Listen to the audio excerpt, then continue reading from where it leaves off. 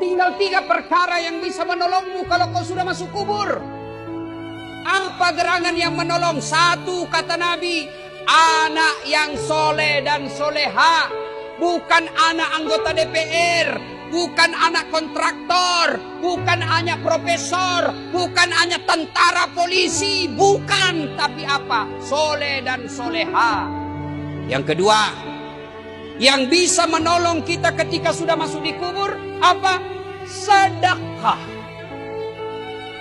Sedekah itu tidak selalu fulus.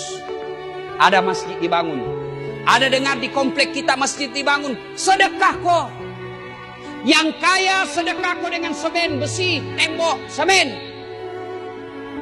Yang pejabat sedekah kok dengan tanda tanganmu. Yang tidak punya jabatan, yang tidak punya uang, sedekah kok dengan tenagamu, pergi kau angkat semen. Saya tidak kaya, tidak pejabat, tidak kuat Ustaz, tapi saya mahasiswa, sedekah kau dengan otakmu. Kemudian yang ketiga, ilmu yang bermanfaat.